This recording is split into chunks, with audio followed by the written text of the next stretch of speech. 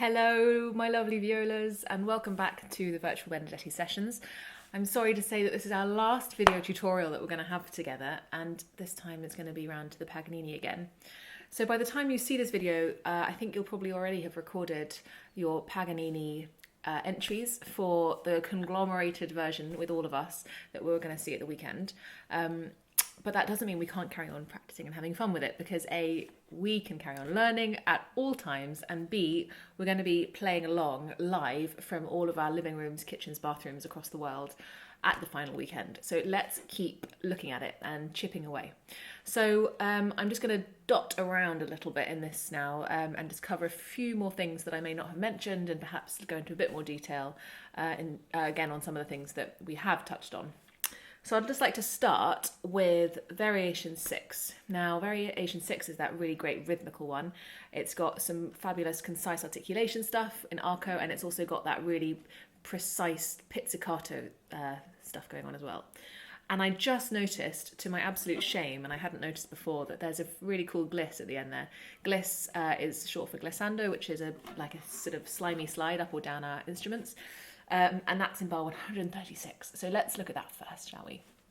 Now here, to get maximum slide potential, we want to be in third position so that we can go all the way down, rather than, if we're in first position, you can't really slide very much. So let's go up to our 3 in bar 136 so that we can go.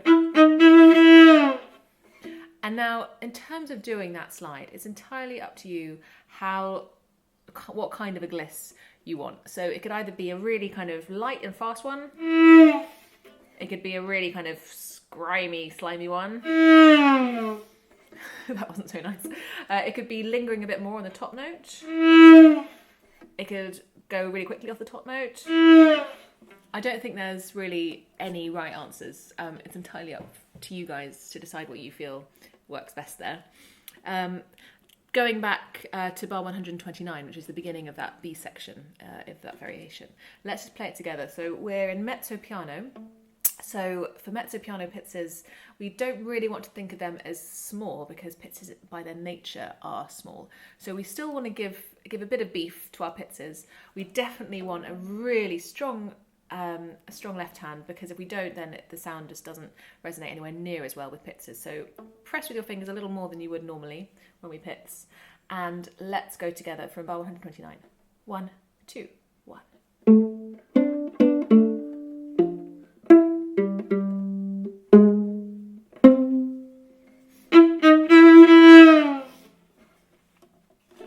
So I hope you guys heard my change to the mezzo forte there in bar 134, is it? No, 133, where we get that quaver in mezzo forte. We need to make an even more ping. We can even vibrate them. Anything we can do to kind of get them coming out of our instruments would be brilliant. I would love to look in a tiny bit more detail at Variation 4. I said at the very beginning that this is one of the hardest ones, and we came up with some really good, so if I do say so myself, methods of internalizing it. So playing the whole thing first in first position, then singing it, basically doing as much as you can to really get the pitches in your head, so that when we're sliding up and down our G strings, we can pitch it in advance and we know where we're aiming for. But now that we've got that kind of going, I would also love to share with you an idea about the hand shape that we want when we're shifting. And this is quite a sort of personal and important technical point. So if this goes against what your teachers have told you, then please ignore me, because there are different ways of achieving a looseness and a sort of freedom on the instrument. So don't necessarily listen to this and call it gospel if it's totally different to what you guys are already doing or feels right to you. But this is what I was taught, and this is what feels good for me. So when we shift, we want as loose and relaxed a hand shape as we possibly can have. So let's just do the classic wrist wobble and just feel how our wrists naturally kind of curl back and our fingers curl around, and we have this really lovely loose shape. That is essentially the shape we want when we shift down our instruments. It's just that natural kind of letting our hand fall in that gravity kind of position. Sometimes I see people playing with a really kind of extended, this kind of hand shape. I'm sure that has its advantages. I have never understood how you can be free and know what you're doing with that hand shape, but of course each to their own in a major way. So what I'm talking about now is shifting back down the instrument with as natural a curl in the hand as possible. When we're shifting up, we are still kind of using that shape, but obviously allowing the fingers to come around and to change that hand shape as we curl around and go up the instrument. But it's a total, it's basically whatever feels comfortable with you. This is a really nice one to do, to support your, put your bows down and support your instrument like this, and just practice how that feels and how that looks. And you can see when I go down, it's almost like these knuckles. Is that my second? I don't know if we count 1, 2, 3 or 1, 2, 3. Either way, it's my second knuckle that's kind of leading the descent there. So yeah, none of this. Just lovely, lovely this. And that means so that when we have stuff like variation 4, we can think about our hand shape as well.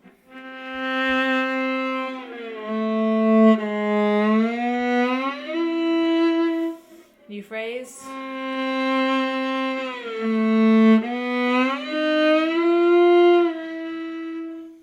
That sort of thing. That's a really good exercise actually, just to think about how we're changing the shape of our hands as we travel into different positions. Jumping around randomly again, I would like to jump to variation 1. A fabulous thing to try and do is sing and play this variation at the same time. So play the kind of bitty interjections that we actually have written, all that stuff that we've practiced beautifully. Play that, but sing the tune.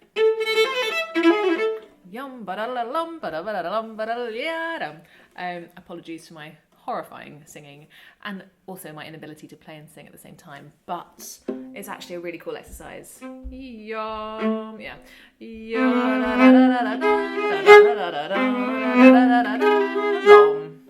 That kind of thing. I won't scar you with any more of that, but this is in the privacy of your own homes. Do it when everyone's out. It's a fabulous way of really stretching your brain. It's like a Sudoku puzzle or something. It just gets you kind of scratching your head and rubbing your tummy, and it's just a really, really good one. On to variation 2. It can feel at times a little bit daunting to have to organise. This is speaking for myself. Perhaps you're finding it super easy and brilliant. I'm jealous if you are. I find this variation quite difficult to really organise the different articulations in the different parts of the bow that we have to be in. So one way of perhaps solving that is by separating the two, so that our entire brains can focus on one kind of articulation and then another kind of articulation, and only then combining them as written. So what I would do is start off by playing the whole thing just with the staccato and accented articulation. So for that we need a lot of right hand articulation and kind of in the string with little baby bananas. Lots of flat hairs, so kind of that gritty but released sound would be great. So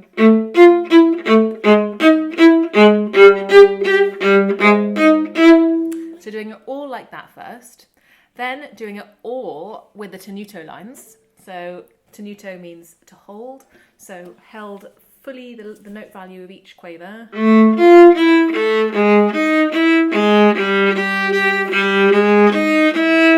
That kind of thing. So it's that sort of ever so slightly rearticulated, but essentially full note value.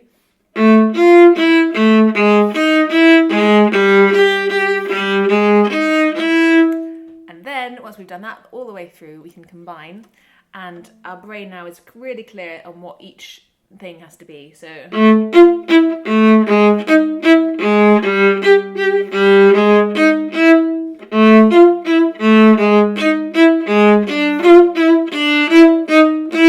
remember those 3 downs, they're really fun. Mezzo piano.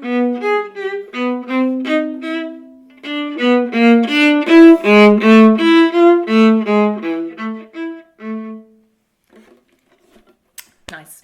So now let's jump to the end of variation 3. With these chords, all these down bow chords, it's exactly the same technique that we spoke about for the beginning of variation 3. I think we touched on that in the first of the Paganini tutorial, so that was tutorial video number 2. We spoke about separating the left hand from the right hand and practicing these fabulous big matador circles whilst having a really good solid left hand for intonation.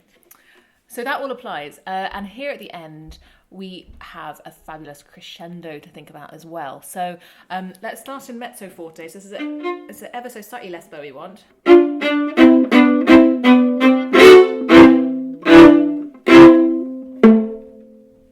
And that last pitch at the end has a sforzando and an accent, so that needs to be so pingy. Let's see how big a pitch you could do without like a Bartók situation, just a really nice vibrato, as much of a kind of pulling of the string as you can with the fattest bit of your finger. I don't know if you noticed, I was using more bow up the crescendo there, so particularly for that 3-note chord, I really was enjoying the way my bow had this lovely natural banana shape, really letting that A resonate as we go up the crescendo.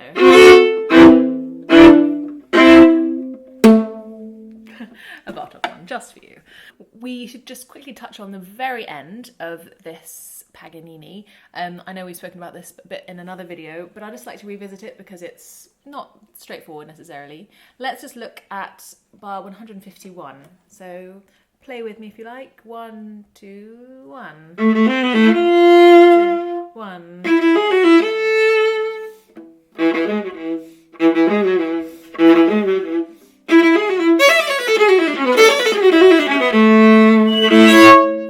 So really important at the end to have, and I didn't do this so well, a really lovely long line, so we can see already from the beginning that we are just like rolling down the hill to the end, and it's all very joyful. So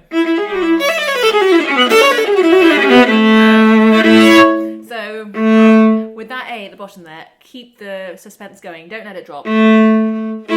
Let's keep it going.